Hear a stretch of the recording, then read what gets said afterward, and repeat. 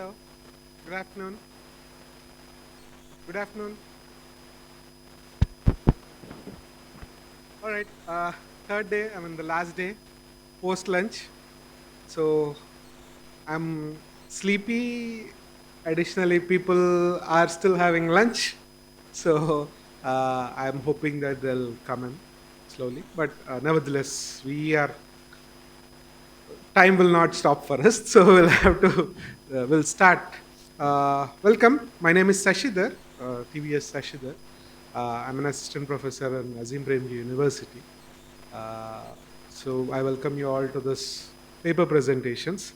Uh, I am sure you're all familiar with the title, but I would like to uh, introduce you. Introduce you to the session. The title of the session is Innovations in Land Administration, Bridging Policy, Technology, and Community Engagement. I suppose the title covers everything that we have we are trying to discuss for the last 3 days, for the last 2.5 days. I'm eager to hear about the presentations.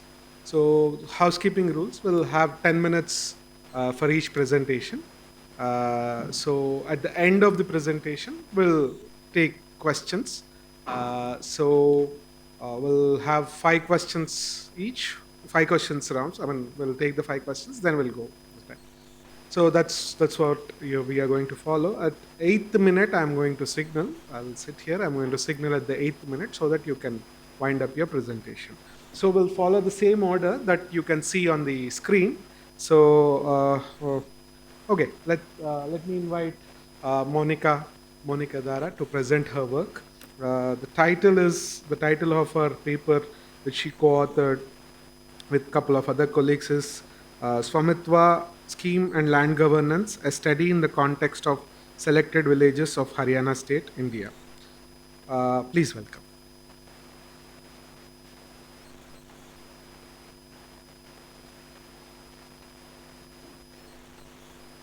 Good afternoon, everyone. I want to congratulate the organizers for giving us this golden opportunity to share our views. And my topic is Swamitwa scheme of Government of India, survey of villages and mapping with advanced technology in rural area, scheme and land governance, a study in the context of selected villages of Haryana, state of India.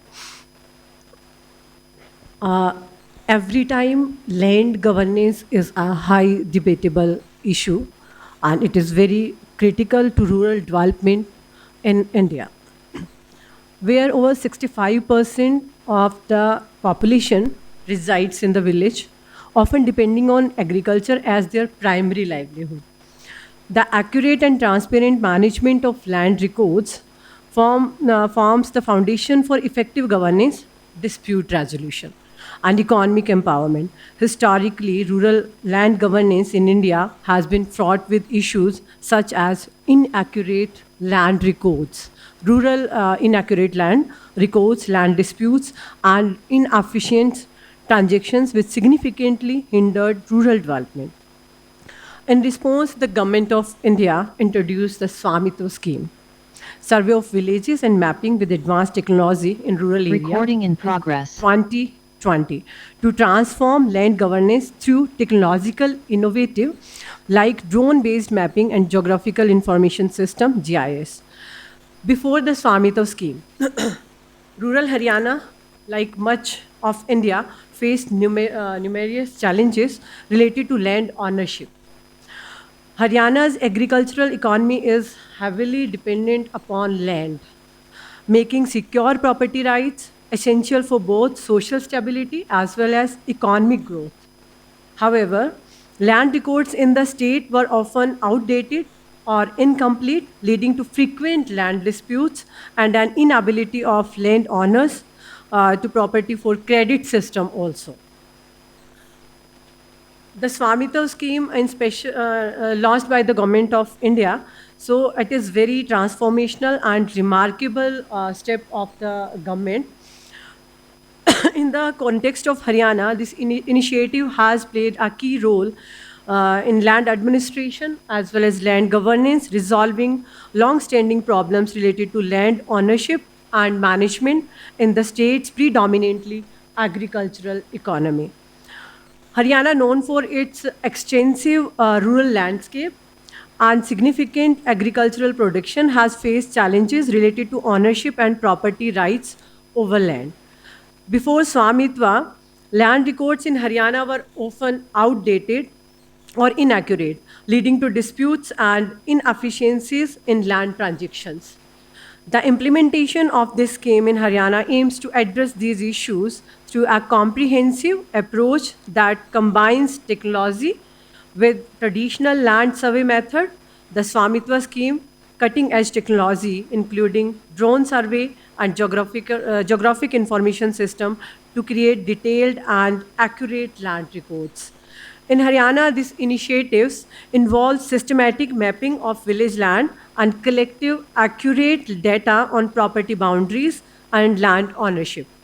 This technology driven approach ensures that the data collected is not only accurate but also easily accessible to both government officials and residents. One of the significant impact of this scheme in Haryana has been the improvement in land records and property ownership documentation by providing villagers with clear and legal recognized property title. Before that, we cannot access for credit system or financial system for our villagers or land owners. The Swamitva scheme's objectives is to address these challenges through comprehensive village level mapping, offering legal recognition of property titles, and modernizing land records. In Haryana, the scheme has been particularly significant given its predominantly rural population and reliance on agriculture by integrating cutting edge technology like drone and like GIS. The scheme provides a new layer of precision in land mapping, ensuring accuracy in property demarcations and minimizing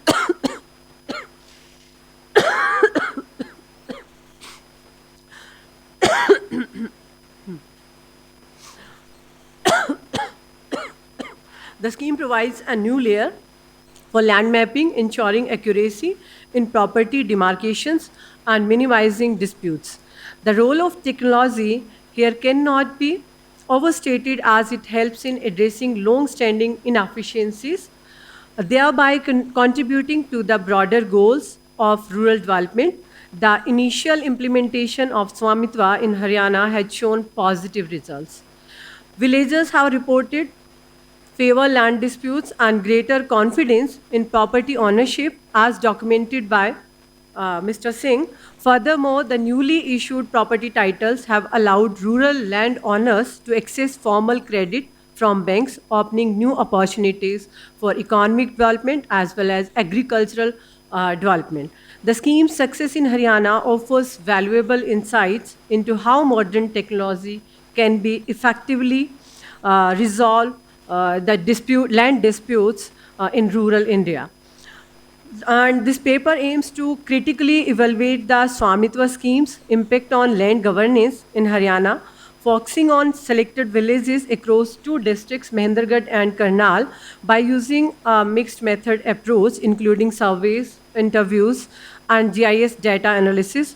The study provides a comprehensive understanding of the scheme's effectiveness. Inaccurate land records have long been a source of social and economic challenges in rural Haryana, leading the land disputes, limited access to formal credit, and inefficient infrastructure development.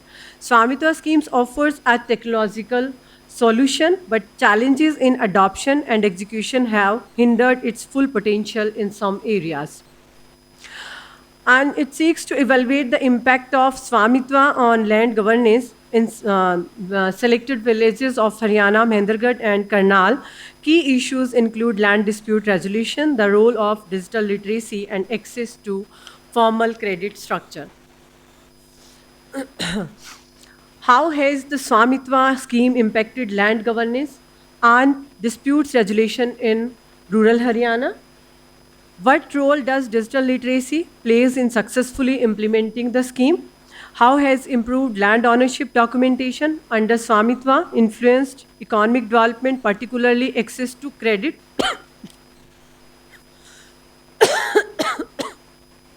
Through this study, to assess the effectiveness of Swamitva in improving land records and reducing land disputes, to analyze the challenges related to the technological aspect of the scheme, including drone mapping and GIS and the role of digital literacy among villagers, to examine the economic implications of formal property titles, especially in relation to villagers' ability to access financial services and credit system.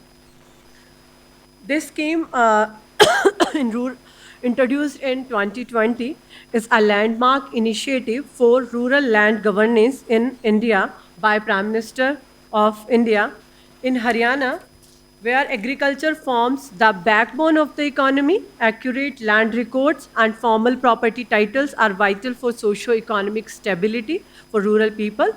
The implementation of this scheme in selected villages of Haryana has land governance by providing accessible land records, thus addressing many challenges that have historically hindered rural development. Okay. Before this scheme, land governance in Haryana was plagued by outdated and incomplete land records, which often resulted in disputes over land ownership and boundaries. This problem was particularly acute in rural areas where property documentation was either inaccurate or non existent. As a result, villagers were unable to obtain formal property titles, making it difficult for them to access financial services such as bank loans or to sell their land without legal complications. Swamitva scheme has addressed this issue, and modern technology, including drone-based survey and GIS system, to create accurate and updated land records in Haryana. Thank you.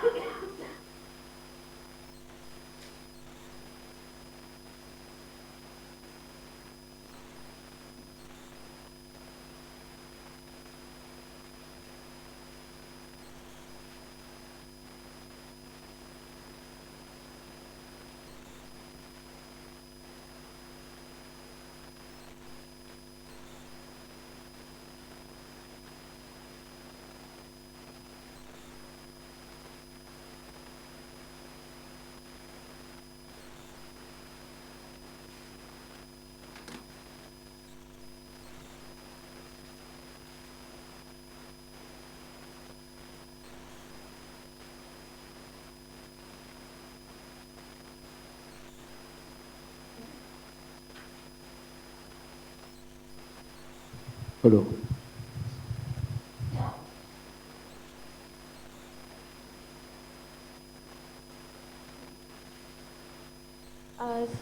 Good afternoon, everyone. My topic is on river course changes and land administration in Uttar Pradesh. And this paper did not exactly start as a paper, but as two writs, which we are in the process to file in the High Court of Lucknow. And here is a map which I have attached. It shows the rivers which come from Nepal to into the UP area in the Terai region. So land tenure, as we understand, is a relationship between the people and land. So in legal terms, it refers to the rights which individuals hold, individuals or groups hold concerning land use and the control and the transfer of the lands. And there are two doctrines involved in this, doctrine of parens patriae and loco parentis. Both of them state that the state has a responsibility to protect their citizens. So it includes that they ensure the land tenure security and effects of climate change.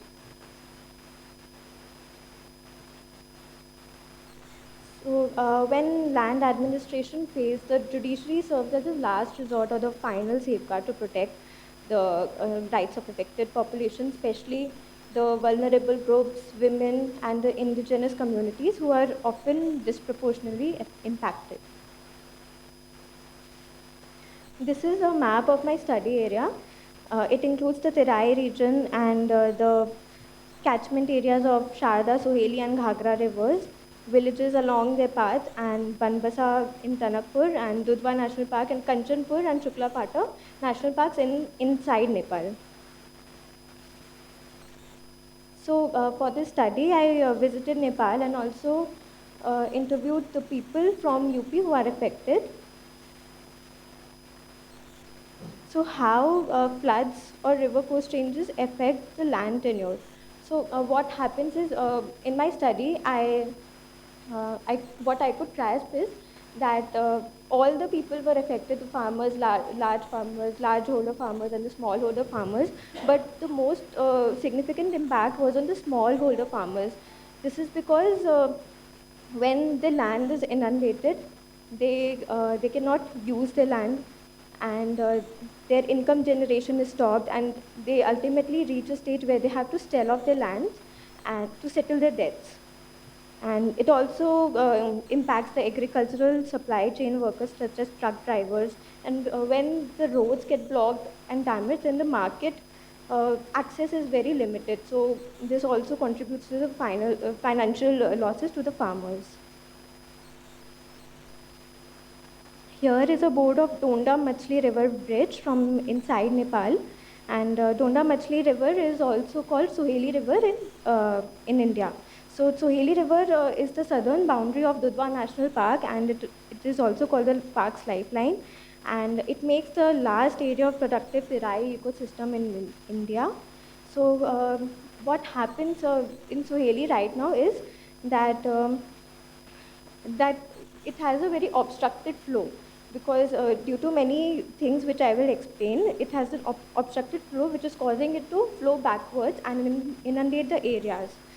So despite court recommendations, Gajiapur siphon, for example, remains unopened. There are inaccurate drone surveys, and the Soheli barrage remains in place. So I would like to clarify here that Soheli barrage and Soheli siphon are two different things. Soheli barrage is in Dudhwa National Park, and Soheli siphon is in the Gajiapur village of UP.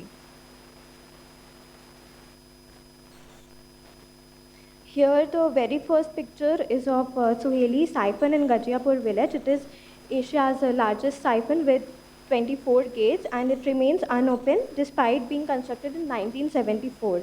And the picture below it shows the smaller Soti siphon. It has 12 gates, out of which only 3 to 4 gates are right now working. So this obstructs the flow. And I would like to play this video. Is it not playing? 4 kilometre दूरी तक high court के order से हुई थी जो आपने high court के order से ये 4-5 किलोमीटर तक खुदाई हुई, पीछे बंधा लगाया गया और बंधा अज्ञात लोगों ने रात में तोड़ दिया, जिसके कारण वो आज वो उससे भी ज़्यादा पठान हो गया। लोगों ने खींच कर पूरे नदी के क्षेत्र में गन्ने की बुआई कर रखी है, मक्के की खेतियाँ हो रही हैं, मूंगफली बोई जा रही है नदी के बीच में।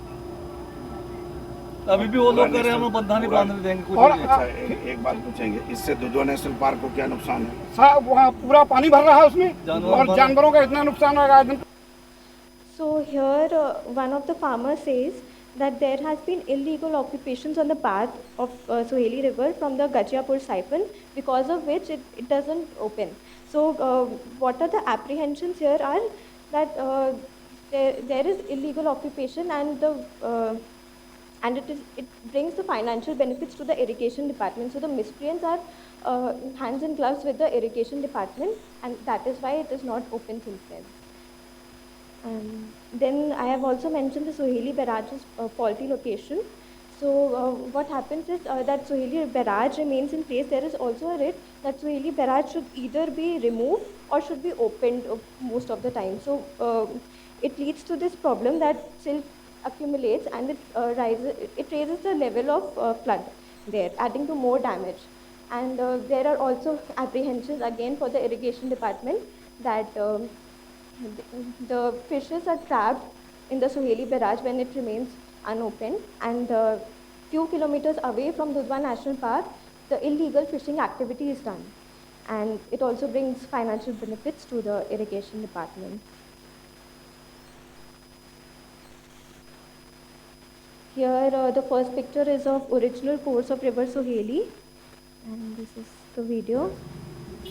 हमारी सैकड़ों पंचायतें ग्राम पंचायतें इस बाढ़ से ये नदी बंद होने के कारण अच्छा, आपके आपके सरकारी अधिकारी जो सिंचाई विभाग के, वो तो बताते हैं कि पानी निकल रहा है। सर उनको जब मोटी रकम मिल जाती है वो बिल्कुल ठंडे हो जाते हैं। अभी वो यहाँ जो गन्ना बोए हुए हैं जिन्होंने, वो उसका चंदा वसूल के उनके घर पहुँचाते हैं। उन्होंने अभी डीएम साहिबा को बताया है, अभी जी। रास्ते में कुछ पत्रकार मिले थे तो उन्होंने बताया कि डिस्ट्रिक्ट मजिस्ट्रेट को उन्होंने रिपोर्ट किया है सिंचाई वालों ने कि साहब खुल गया है और साइफन हमने साफ करा दिया है, 2 करोड़ रुपया लगा है और सब पूरी सफाई हो गई, पानी निकल रहा है। खाली सैफन से क्या सर ये 100 मीटर सफाई होने से कुछ नहीं होगा, 5 किलोमीटर की सफाई होनी है। एक तो आप गाड़ी देके चलो, बीच में जल्दी गाड़ी और कल कुछ पत्रकार आए थे जो हमें तो पता चला था DM. So here he mentions that there has been inaccurate drone surveys and so I would just move to the next part.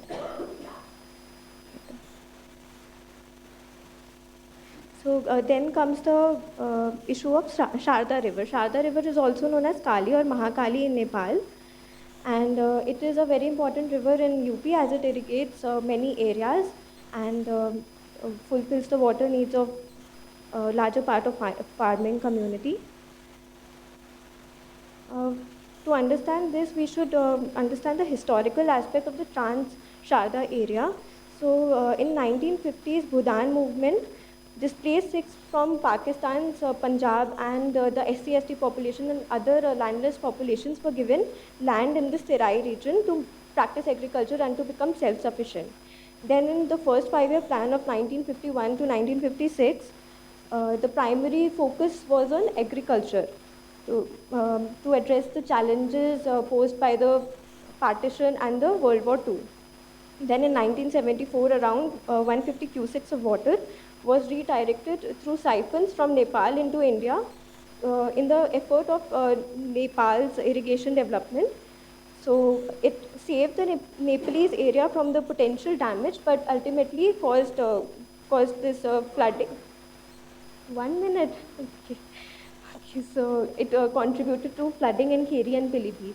Then in 1976, UP government for the first time acknowledged that some unaccounted water does exist that comes to India from Nepal. Here the problems is, that arise that many rivers go like join Sharda River or the Chaudhar River from Nepal, and it contributes to the violent flow of Sharda River, and its relentless meandering as a result has created very deep gorges or the cavities, some plunging 60 to 70 feet, and it also threatens to break the Sharda Sagar Dam and also the very obvious risk to agriculture. Then here I have shown the boards of rivers from Nepal, which serve as a proof that such unnoticed water does exist, and they are not shown on Google Maps. Here there is a list of rivers from in order, which I studied. These are the pictures which show the devastation caused by Sharda River.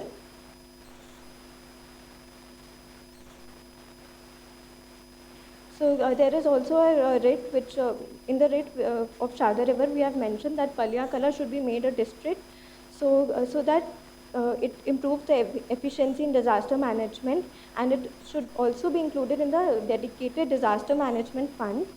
And as it also, this flooding also hampers the border area development plan, so this is important. So now the conclusion or the way forward is that there should be government accountability, because there have been severe non-transparency in the fund utilization. For example, in the Suheli barrage, they took 2 crores 76 lakhs from the forest department to clean it, and they did not do it properly, and after repeated court's directions, they had just returned 60 lakhs out of it because they could not do much. And then there should be good use of technology, for example, drone surveys, satellite imagery, and flood protection system to assess that how much unaccounted water does exist, and the survey should happen because it's just 1 minute. So here we can imagine a situation that, in which we repeatedly mop a wet floor and without focusing on closing the running tap. So this is what happens because there is no survey of how the water is incoming and what amount of water is incoming. But there are always when the flood actually happens, then they just the last resort is the flood protection kits and the barricades. So there is the focus. Here, and then I have written that there should be pressure from the communities itself for the bureaucratic inefficiency to be done away with. So, here, that's it. Thank you. Thank you. Thank you, Chitrangda. We'll have the Q&As towards the end. May I ask Aboli, who is joining online, to start her presentation. Aboli, with her colleagues from NICMAR, are here to present their research on industrial estates in urban context, a review of industrial land development in India. So over to you, Aboli. Yes, sir. You can share your screen and start the presentation. You'll have 10 minutes. At the 8th minute, I'll just notify you so that you can start your conclusions. Okay, sir.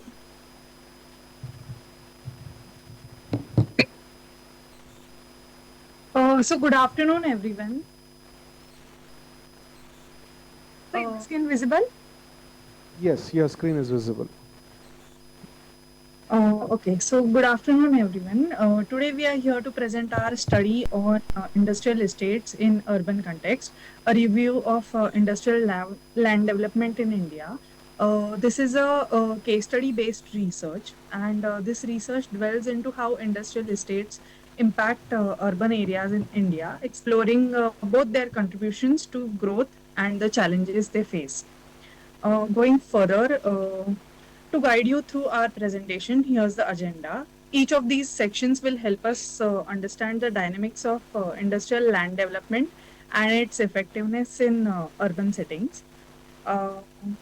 As industrial estates is a planned collection of factories equipped with essential facilities like water, electricity, transportation, and technical support. These estates aim to encourage small scale industries, distribute industries across rural and underdeveloped areas, provide infrastructure for entrepreneurs and ancillary businesses. Since 1950s, industrial estates have grown significantly in India with notable expansion in special economic zones, that is SEZs, established in 2005 to support export driven growth. Our research problem mainly focuses on the critical need for effective industrial land development strategies to overcome challenges in urban areas. Issues like high land acquisition costs, regulatory conflicts, and urban infrastructure demands can hinder the success of industrial estates in the cities. Uh, this research investigates how these estates can fulfill developmental goals while addressing the urban challenges. Our research question guiding this research, the main research questions are: how do regulatory frameworks and land acquisition policies affect industrial estates? How does industrial land availability impact small and medium enterprises, so as well as what role do public-private partnerships play, and what are the socio-economic impacts of these estates on surrounding communities, and how can sustainable practices enhance the viability of industrial estates. These questions shape the research and point towards the areas of improvement in industrial land development. Our research objective, our research aims to identify the challenges faced in the industrial land development, as well as to evaluate the effects of regulatory frameworks on industrial estate growth, and assess the impact of infrastructure development and investigate public-private partnerships. Also, to examine the relationship between industrial land availability and a small and medium enterprises growth. These objectives help us assess the operational and social viability of industrial estates in urban area. Further will be explained by my colleague. So moving on, this is the literature study that we have done. So over here we divided the whole literature study into 6 themes, majorly urbanization and infrastructure, policy and governance, factors for efficient estates, economic development, social inclusion and livability, and also environmental sustainability. So from this we could conclude that policy, governance, factors for efficient estates, and social inclusions and livability are themes wherein there is less research done. Here are the summaries of the themes. So, urbanization and infrastructure provides significantly impacts industrial estates and attractiveness. The policy and governance, effectiveness and regulations ensures efficient operations. Factors for efficient estates include cluster development, which promotes knowledge sharing and economies of scale. Adequate infrastructure reduces cost and improves productivity. Economic development, they support SMEs and foster entrepreneurship. Integration into global value chains enhances economic impact. For moving on to the social inclusion and livability, negative externalities like pollution and displacement must be mitigated, is what we found out from the literature study. Social inclusion and sustainable developments are crucial. For environmental sustainability, green industrial parks promote eco-friendly development, which are currently in trend. Moving on to the methodology or framework, this is the framework that we have followed for the research. So, literature study, then case studies based on factors influencing success or failure, planning and development process, economic, social, environmental outcomes. Further, doing the data analysis from this, we aim to give recommendations for the policymakers and the developers or industrial tenants. Moving on to the next topic from my colleague. So, while doing the literature study, we found the need for this research. As we understood, there is an impact in the different policies framework for the industrial land development, and also there is a crucial lack of the research in this in the industrial estate. So, we found it essential to do this case study based research. So, we made a hypothesis for it, which is the effective industrial land development strategy that signifies the enhance and establish the operational success of the industrial estate in India. So we further studied about the SEZ and the industrial estates, where we studied the overview of a SEZ, how it got evolved globally and developed in India as well. Initially the SEZ was known as EPZ, which is a export process zone, which was pre in 2000. Then after that it got introduced in 2000, and 2005 the SEZ Act came into functioning. So this is the evolution of the evolution of SEZ in India. In the initial phase, there were two SEZs, which was known as KFTZ in Gujarat and SEEPZ in Mumbai. So there was an expansion of 5 zones in India, and further it was impacted under the EPZ was impacted under the administrative restrictions. Then the further expansions and the growth phase came into the. This is the impact of SEZ in India because of the industrial growth, employment generation, and the investment policies. So the investment attractions. There are some of the policies that we took into the consideration for our case studies, like SEZ Act, which was introduced in 2005, and the Land Acquisition Act in 2013, and some of the government policies that helps in the industrial land development. So these were these other major states that we found the SEZ impact is more, and the Industrialization Act. So further case studies will be explained by my colleagues. So these are the case studies that we have taken into consideration.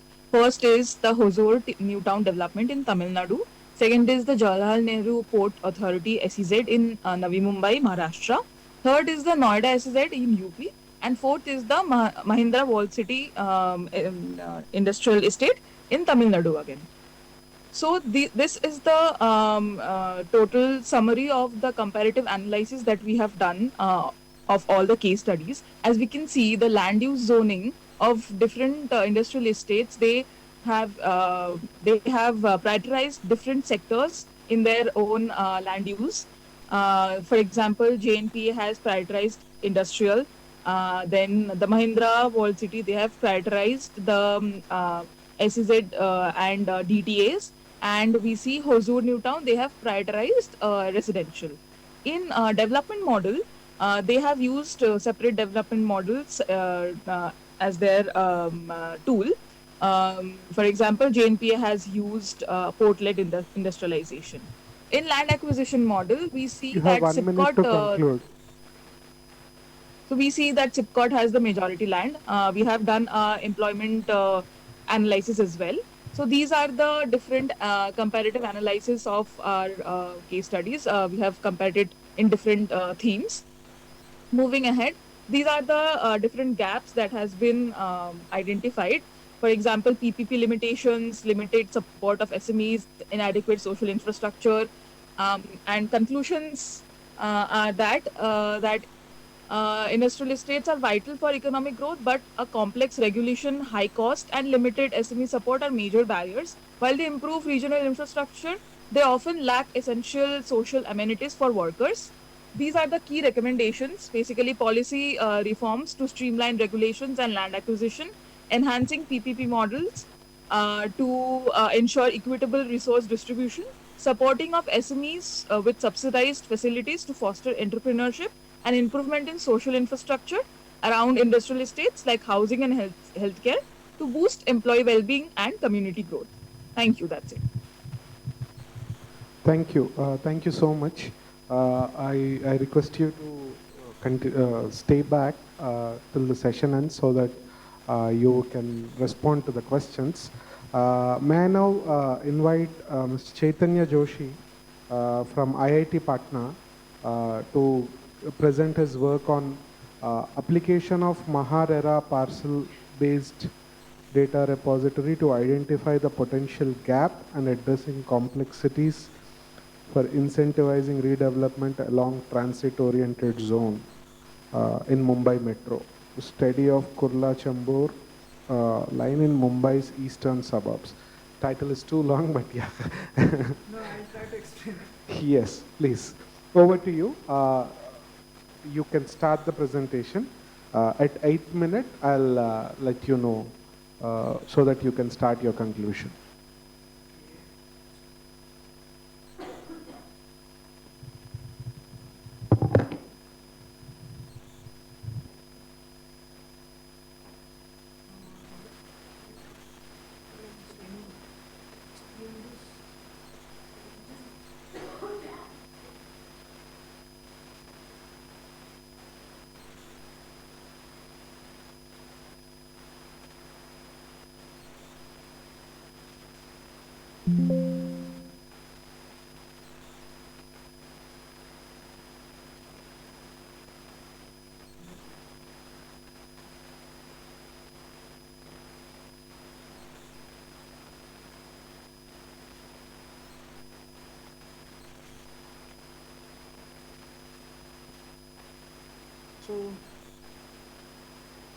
So far,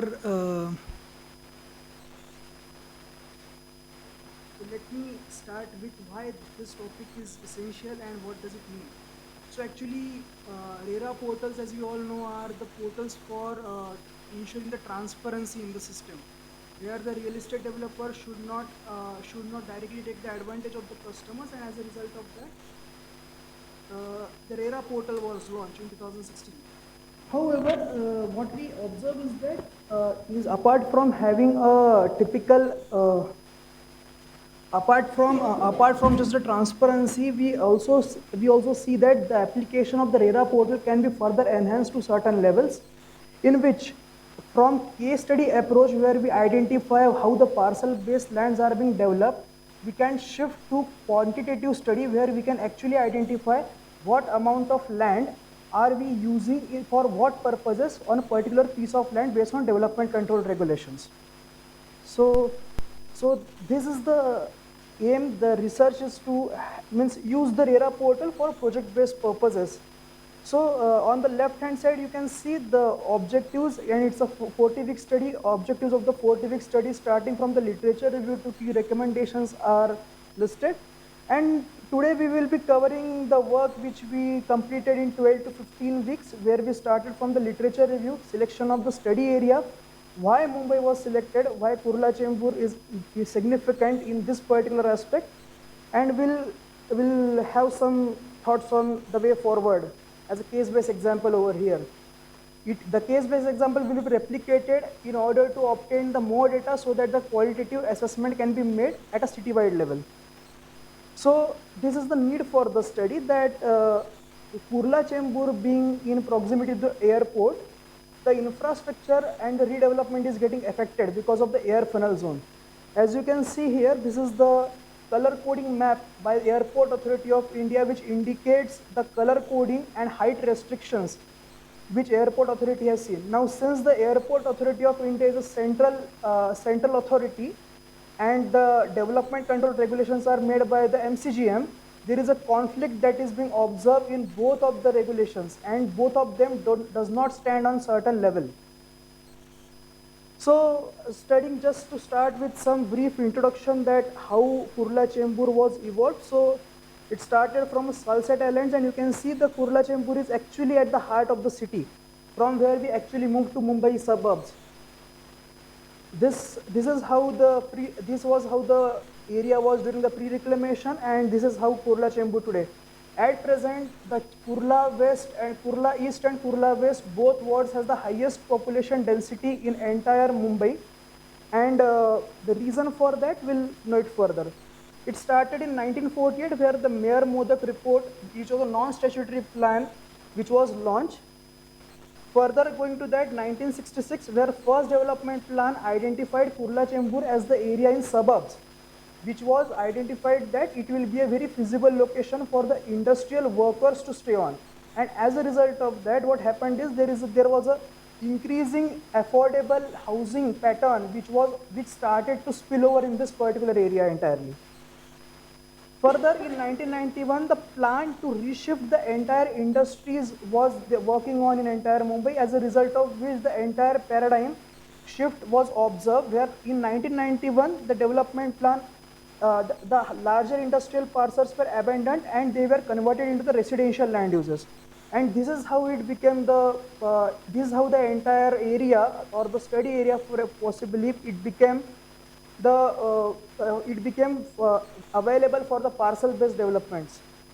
And this is 2034, the current master plan, where we identify that if we compare second and the third DP, statutory development plans, we see there is not much changes that are being observed, where we are not contributing much more to the public land availability, which will be efficient enough. So this is the existing study area, the box that you see over here, and in this context, you can see on the left hand side we have the BKC. So it's just near to the CBD, and this is why this area is the most significant, because if CBD is the major economy generating zone, the area in the periphery of the CBD is the most potential area to reside in. As a result of which, this area should have the objective of having has the objective to have affordable land prices, so that the rentals are much more easily available. And what is actually happening here, now let's see. So this is the existing railway network in place. This is the passenger footfall that what we are expecting in the future. And this is how it is going to become in 2030, where we are expecting to have more than 12 metro stations, 4 suburban stations, as well as we will also have the interchanges among them. So in order to facilitate the public transport much more efficiently, the public transport routes are aligned. However, we are not understanding the fact that after this comes into the picture, the transit-oriented development will came into play. But since the regulations are not aligned with the airport authority norms, we are not going to have the efficient outcome that what we can facilitate on the parcel-based land development. So there is a conflict that what we can see in both of the things. So again, moving further, you can see this is the main road, which is the Eastern Express Highway, and upcoming developments are already over there. So these are the redevelopment that what we can see over here, redeveloped buildings. If we try to highlight delineate the entire area, we identify there are 12 different type of neighborhoods based on how the people identify this entire area. And these are the variety of classes of built development that what we see, from planned neighborhoods to slums. This is the existing real estate market where we identify from 2016 almost all the land parcels have undergone the redevelopment. And this is the real estate market scenario currently, where we identify that 14,300 is the average per square feet rate in the entire area.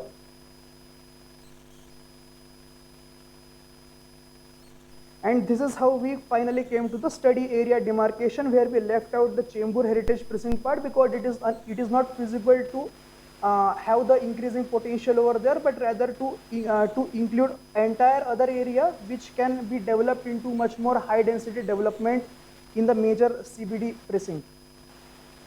And this is how the primary survey was done. I will not explain this in detail, but it actually highlights the existing situation which has the increasing block sizes, which is very difficult. So the idea of this primary survey entirely was that this particular area should not be considered in coherence with the existing Mumbai's regulations, because it has some special significance due to its special location in the heart of Mumbai.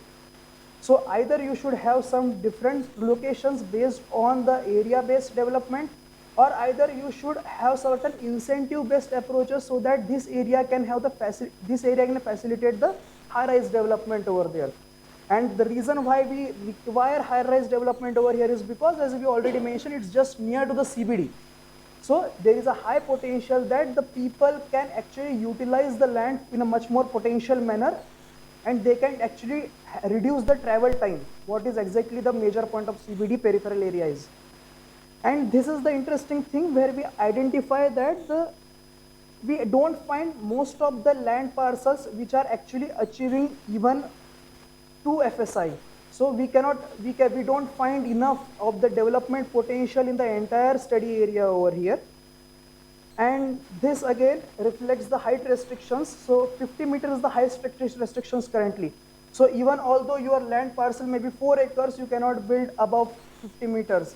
As a result of it, what happens is that this entire, as the picture suggests, there is a BKC in the top right corner over there. And you see even the very organic development, scattered development, and you can also see that mid-level development can be seen over here rather than efficiently utilizing the parcel.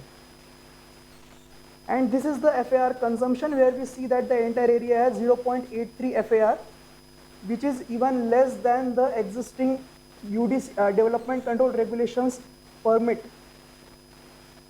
And this was the existing analysis of how a particular plot, varying plot sizes and varying ROWs can have the impact on significant impact how we develop the land.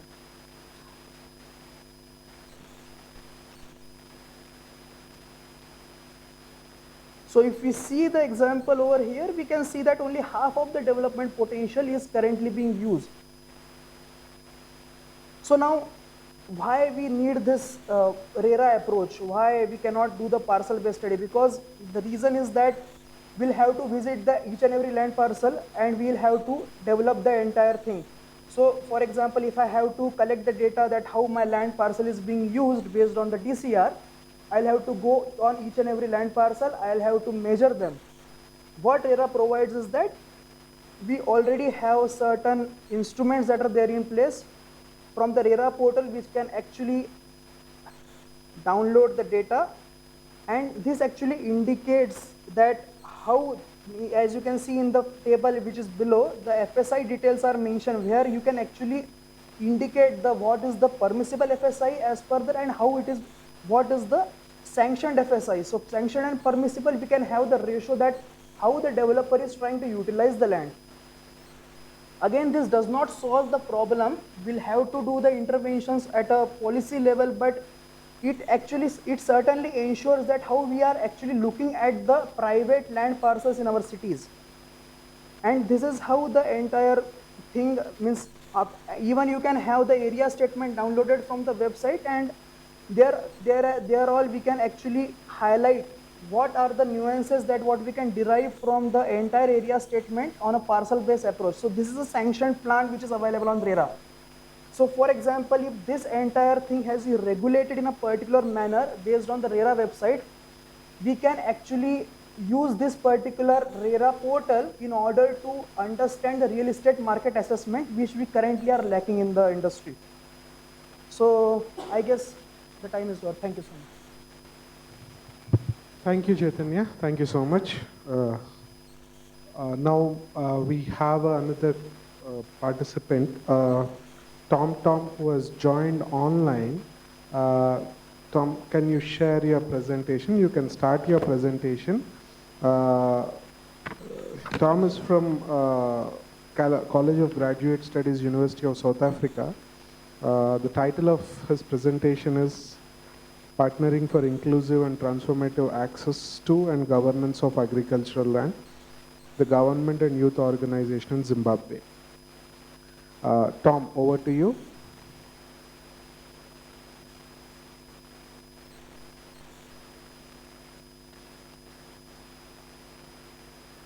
Tom, can you hear us?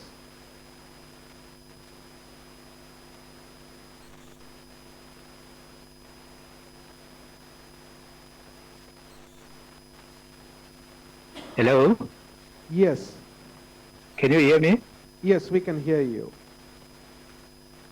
All right. The gadget that I'm using, I cannot upload the presentation from this side. Can you do it from that side, please? Can you, did you send the presentation? I emailed the presentation. You can share the presentation from your side. Yeah, this side, I can't, the gadget that I'm using is not sharing. Okay. Did you? Yeah. No. And I sent the presentation to Jasmine. Just a minute. Maybe you can start your, just give me a minute. I'll just try to. Okay, can I give you a minute or should I start my presentation?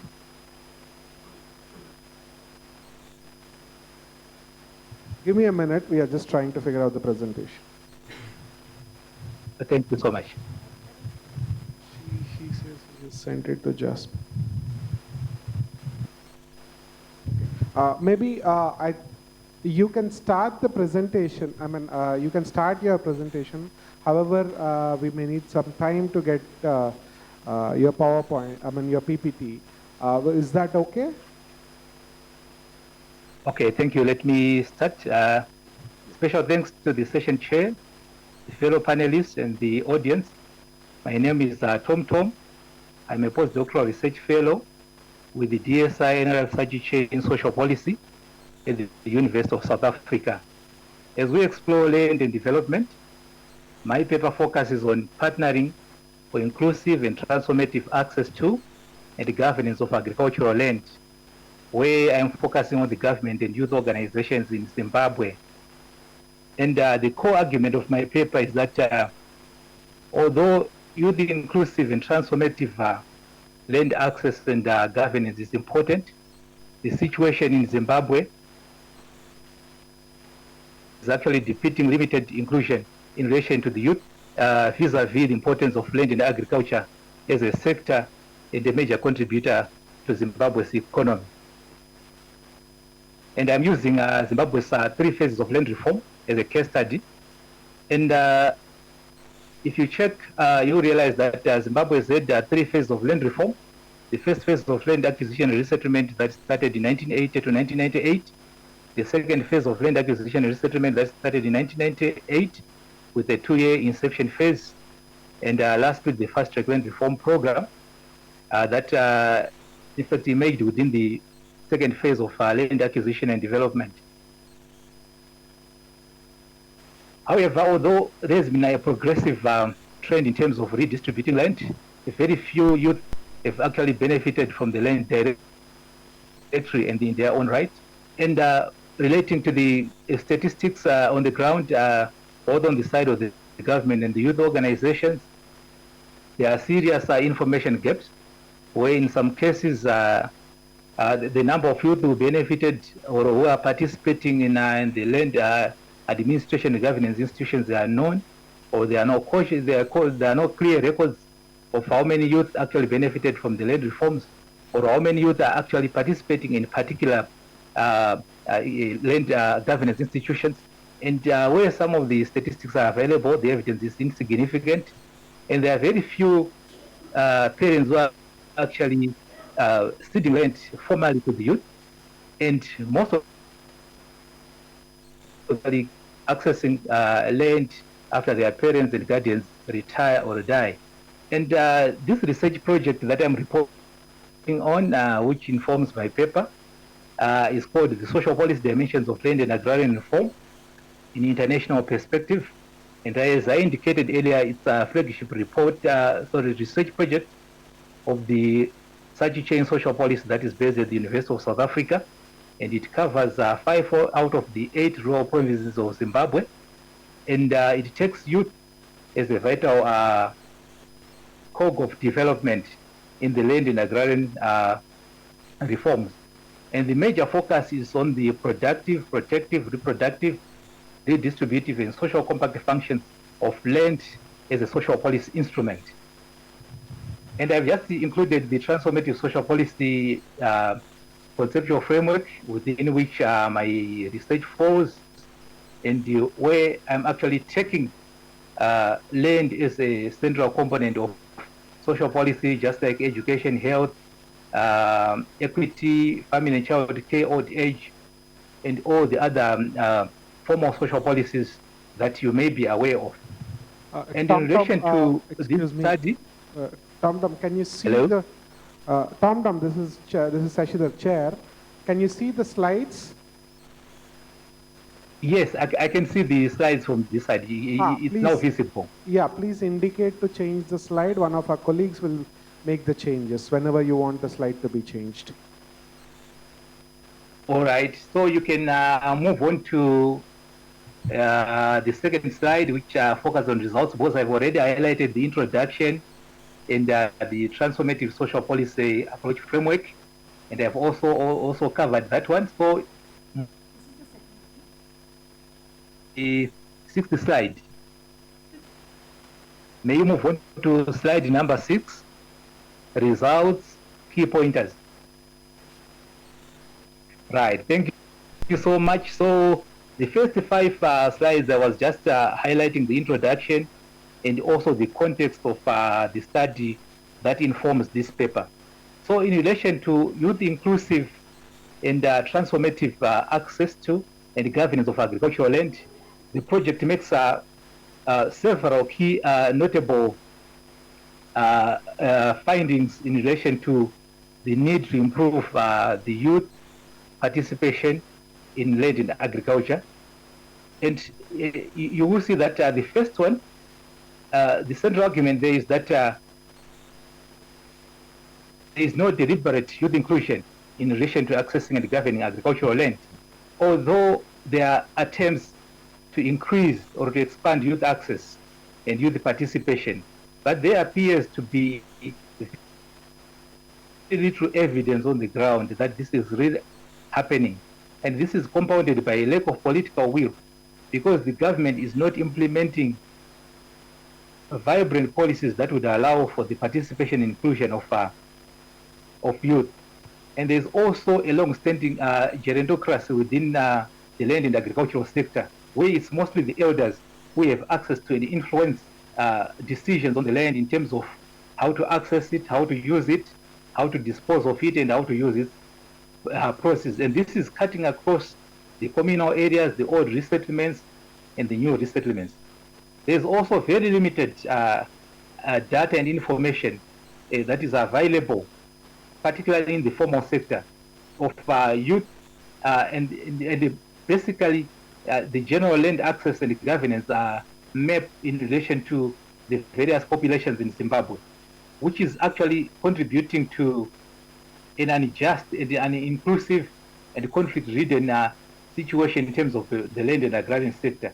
And in some cases, there actually is a wholesome absence of information or very critical gaps in relation to what data is available, its accuracy, and in some cases, it's also not being updated to enhance its utility and credibility to the various users.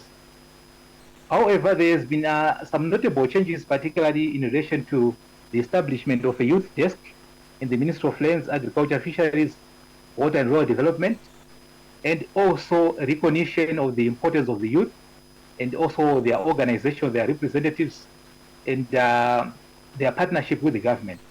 However, in relation to Zimbabwe, these initiatives are still low profile, they are still inadequate, and in some cases, in some circles within the political field, they're actually being resisted.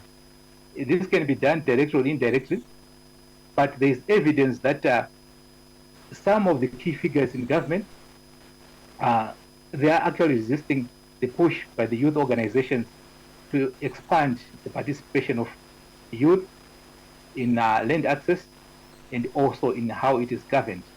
And overall, these obstacles actually have a bearing on the youth citizenship because they are active youth.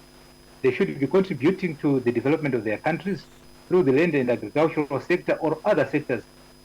However, their contribution is actually being reduced by these socio-cultural and political hindrances that have been inbuilt for a long time and also playing a negative part in terms of access and the governance of agricultural land in Zimbabwe. And this is not only affecting the youth in terms of the productive, the protective, reproductive, and distributive and social cohesion functions of land and agrarian form, but also basically in terms of how they would be innovative and contribute to the development and future of their country.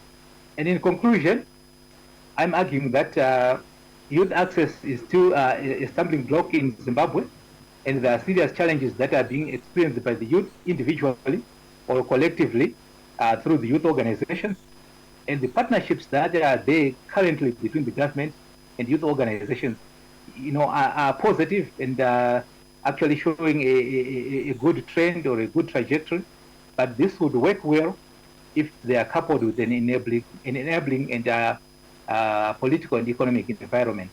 Overall, therefore, it is important to note that it is focal to include the youth in land access and also land governance if we are to improve their well-being and their contribution to community and national development. And for those who may want to a detailed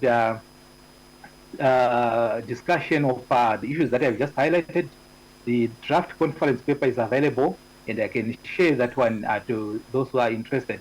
Thank you so much for giving me this opportunity to share my views and research on youth and inclusive land access and governance in Zimbabwe. Thank you so much. Thank you, Tom. Thank you so much.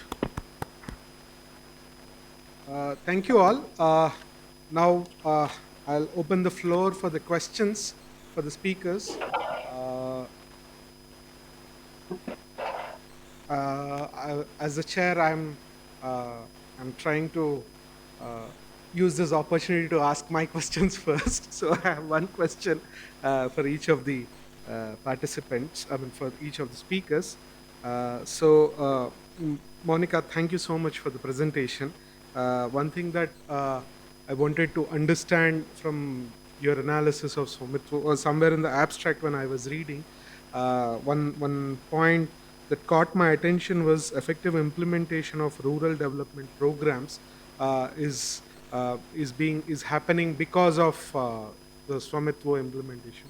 But somehow that I could not see I mean, you were unable to present that part, or I could not get that part from your presentation.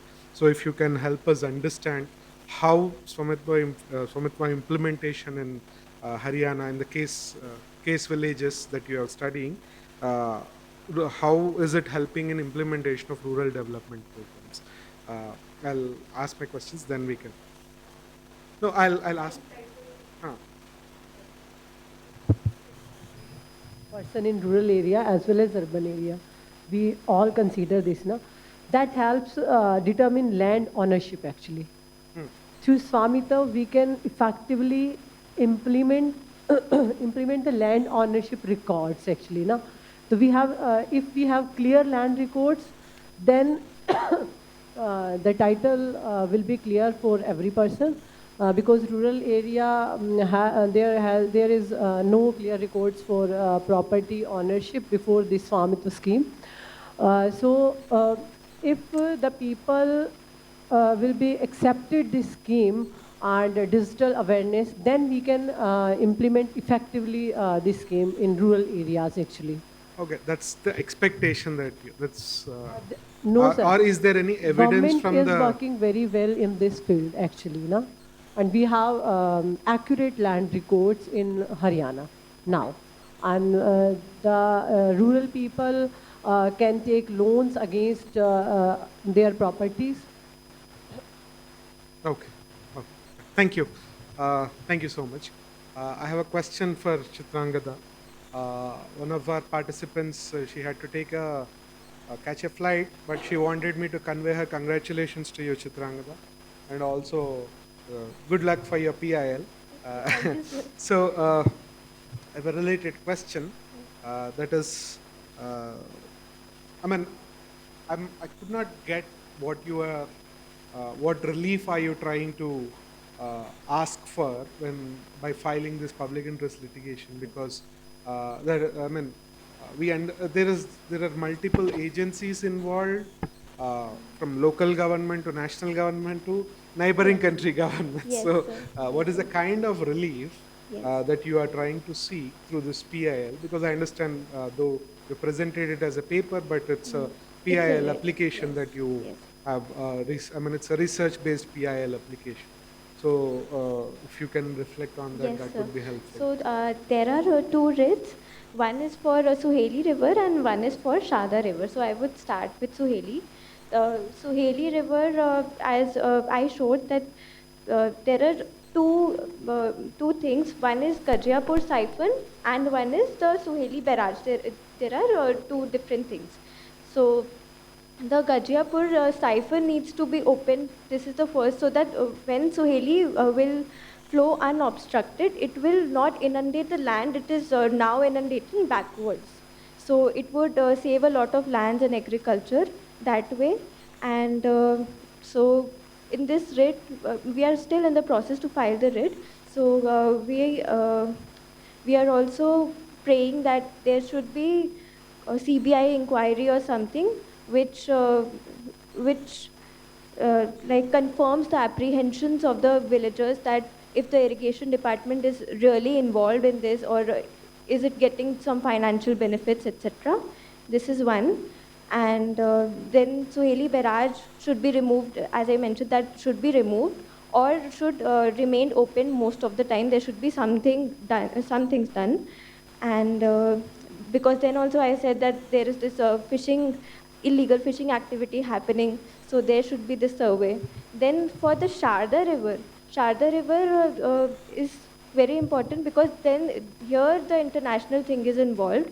In the border area, Nepal, so the villagers have some documents which mention that Nepal siphoned, I think you will not understand what is siphon. Siphon, the western style toilets which we use, it has a siphon below it. So it is used to divert the water somewhere else. So it has Nepal has done this, and done this to any country would do something to save its own area from the potential damage. But now it has contributed to the damage in our area. So there has to be some survey. And why the survey is not happening? this is because maybe there are many projects which brings finances to the government. So there should be a survey, and also there should be a survey that how this unaccounted water is still existing, and it's inundating so much of land. It's because this land involves around 1 lakh of people, and it is an area which is comparable to any recognized country. So it is very important. So these are the two things. All right. Okay, Thank you. I'll pause here. If there are any questions from the audience or colleagues joining online, please raise your hand.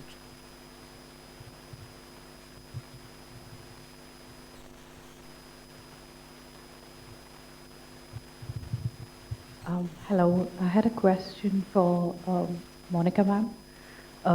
Thank you for your presentation. Do you think technology is neutral? And are there ways in which it may reproduce the very inequalities and issues that it's solving to resolve? In the case of Swamitva in Haryana, do you think that experiences in rural spaces is objectively clean, or do you think there are fraught lines and frictions that undergird these technological changes? Thanks.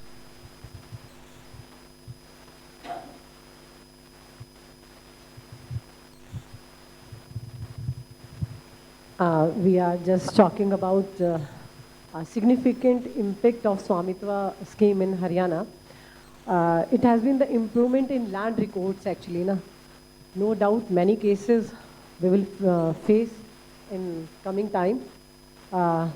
Haryana, as well as every state of India, is a religious place, and rural land records were not demarcated actually. Where we are living, then these land parts were ours. So then in this case, I don't want to give any comment, but Swamitva scheme is fruitful for us. Thank you. I think the sense that I'm getting from the last few days' presentations is that the implementation also has varied effects across states. So for some states like Maharashtra or so in the morning we have heard from Maharashtra bureaucrats about their presentation, and immediately following that there is a comparative study by Landstack in Maharashtra and Bhubaneswar. So every study and every research is giving us a different results, and also I think the statewide variation is also something that is coming out. Anyway, that's comment that I mean that's the sense that I am getting. Any other questions for any other participants? I have one question for Chaitanya, then we can end. Chaitanya, it's a very interesting presentation. I think you are starting your research, or you've completed your research? Possibly starting, okay.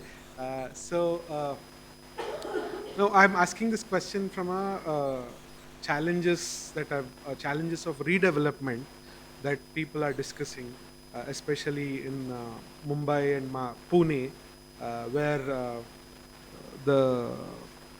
I think per SFT population is increasing with this redevelopment. Erstwhile in a land parcel, if about 40 families stayed, now with this new redevelopment initiatives, 400 families are staying. This is an example, not example. So in that context, which is actually being seen as a challenge by the civil society organizations, because cities are not equipped infrastructure-wise and broadly infrastructure-wise to cater to the needs of this kind of population. Especially, for example, yesterday I was talking to colleagues who were presenting here. The Pune suburb development, there are high-rise apartments coming up, there are redevelopment projects that are happening. They don't have water connections. When they don't get water, drinking water, similar kind of challenge. So therefore, in that, my position is, I'm coming from that position. I would, how do these kind of challenges pan out when what you are suggesting is the redevelopment projects have to kick off, and because the airport authority is creating restrictions of high-rise development or vertical development, uh, it has to, the government has to take an initiative to address these concerns. So therefore, I'm trying to put these two questions together. So how do you see the infrastructure challenges or livability challenges with these redevelopment propositions that you are trying to come up with? Okay, so I'll answer this with two perspectives, as an urban planner and as a student of MBA. So the first thing that happens is that it is not only that increasing the floor space is going to help in increasing the density. So it is the research papers and the research suggests that the increasing floor space is not correlated directly with increasing population. Let me give you a very good example. In Mumbai, you have seen the idea of Bandra East, Bandra West, East and West conflict. What you identify is that although the Bandra West has the high built up area equivalent to that of Bandra East, but Bandra West ka population बहुत कम है compared to Bandra East. The reason why it has happened is that because the affordability, the purchasing power of built up or purchasing power of a floor or apartment, it does not have any correlation. I can have 10 apartments, but 9 of them are empty. So my population density is lesser. Now, again, coming back to the question that why these problems we are facing, the reason why we are facing this problem is first because when government prepares a plan, at present they don't have any such resources where they can understand the land market. Because in 2016, the RERA was launched to improve the transparency. After that, we don't have any significant process through which the qualitative and quantitative assessment of how land market is growing in what direction is not there. So government tries to implement the plan. They think that, okay, north direction is feasible enough. Let's provide the NAs to all the lands which are towards north. And what happens is that the government fails to provide the infrastructure, but the land parcels are already get developed. So this is what the case in actually most of the suburbs in Pune is that is happening, that the township is launched, but they don't have the land, they don't have the road which is nearby, the road is not proper and all other things. So the problem is that if you have some assessment tools with you, these problems and these mismatches will not take place. Because until and unless I don't understand how, as a person, I am using my own land, 10% in setbacks, 10% in amenities, 10% in green spaces, and all these are mandatory conditions. So we are actually promoting, through development control regulations, we are actually promoting the inbuilt, gated communities much more. If we understand that, okay, you have to provide 10% of your land parcel as a green space. Rather than that, why can't we just surrender it into the public domain? So the mismatch is because there is no assessment to put at government level. The research is not happening in that particular aspect. Okay, I'm not sure I can agree with you completely on these things, because when we look at the regulations, while the green spaces at this point are private in this community, but I think after 20 years or 30 years, they'll have to hand over these green spaces to the municipal corporation. That happens when layouts are formed. But anyway, I'm not familiar with the regulations in Mumbai. At present, what is happening is that, okay, if the people are not happy, we identify, wow, the metro is coming, let's increase the FSI from 2 to 4. But do the land has the capacity to actually develop that? Yes or no? Then do the parcel, the private owner over there has ability to develop that? Yes or no? And is government investing enough in urban infrastructure when they increase the FSI? That is another question. Because मुझे अगर pipeline अगर डालना है, trunk infrastructure डालना है, मुझे road wide करने पड़ेंगे. रोड वाइड के लिए मुझे लैंड साइड बाय साइड के पार्टीज से लेना पड़ेगा land. Are they willing to surrender the land? So this is all, so entire thing has to be viewed from a wholesome perspective according to me. Anyway, thank you. All the best with your research. Thank you all for the presentations. We'll conclude the session here. Thank you so much.